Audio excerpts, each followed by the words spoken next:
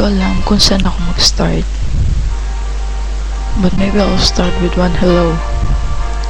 Like the first day that we met. It's been 10 months that we're together.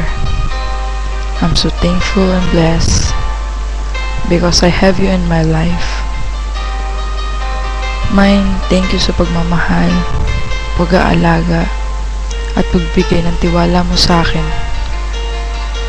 Kahit magkalayo tayo, oo, dagat yung pagitan natin, at langit lang yung nag-uugnay sa atin.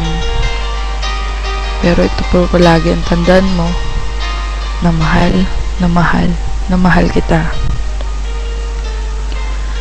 Siguro nga, minsan, nagkakatampuhan tayo, pero hindi naman lumilipas ang isang araw na hindi po tayo magiging okay.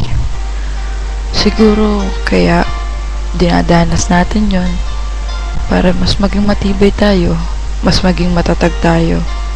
Hindi lang tayo, kundi yung relasyon natin dalawa.